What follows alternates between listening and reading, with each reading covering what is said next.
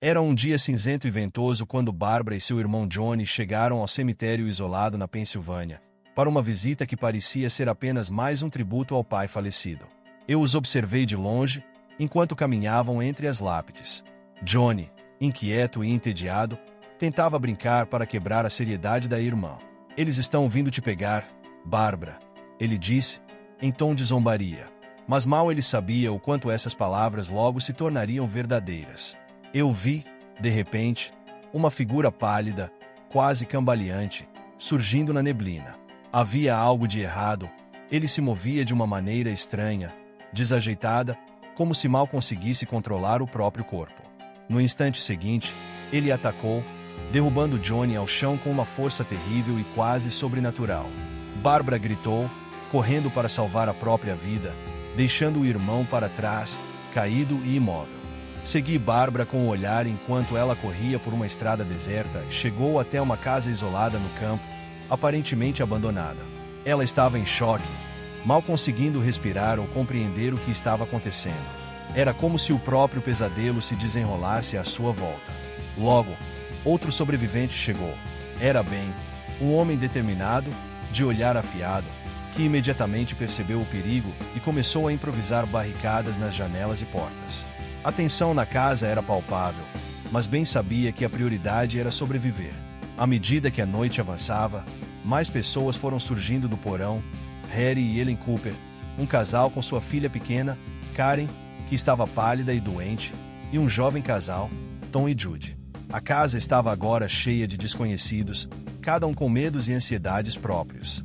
Harry, um homem teimoso e cheio de si, queria que todos se escondessem no porão, acreditando que era o lugar mais seguro. Ben discordava veementemente. Ele insistia que deveriam ficar no andar superior, onde podiam se defender e planejar uma fuga, ao invés de ficarem encurralados como ratos. Observei enquanto discussões e disputas internas começavam a dividir o grupo. A casa, já sitiada por mortos-vivos que rastejavam e batiam nas janelas, parecia cada vez mais opressora. A cada minuto, o número de zumbis do lado de fora aumentava, e seus gemidos ecoavam pela noite. Quando tentaram uma fuga, vi o terror estampado nos olhos de cada um deles. Tom e Judy tentaram escapar no caminhão, mas um erro levou à explosão do veículo, e o fogo iluminou a noite de forma aterrorizante, enquanto seus corpos eram engolidos pelas chamas. Harry e Ellen Cooper, que haviam se refugiado no porão com sua filha Karen, começaram a perder as esperanças. Karen, já gravemente doente e sem que seus pais soubessem, estava à beira de uma transformação horrível. Em um instante de horror indescritível, a menina despertou como um zumbi e atacou a própria mãe, Ellen, que gritou desesperada enquanto era devorada. Harry, ao tentar escapar do horror no porão, encontrou seu próprio fim quando os mortos-vivos finalmente invadiram a casa. Vi Ben lutar, incansável, enfrentando os zumbis com todas as suas forças, mas, um a um, todos os outros foram caindo, e a casa foi tomada pela morte. Ben, o último sobrevivente, recuou, tomando o único lugar ainda intacto e selado, o porão. Trancado ali dentro, rodeado pelo silêncio macabro e pelo cheiro de morte, ele suportou a noite, sabendo que lá fora os mortos perambulavam, famintos e incessantes. A noite pareceu durar uma eternidade, mas quando o primeiro raio de luz do amanhecer apareceu, um estranho tipo de esperança surgiu. Logo, barulhos vieram do lado de fora, tiros e vozes, enquanto uma milícia de resgate avançava pela área, eliminando os mortos-vivos que encontravam pelo caminho.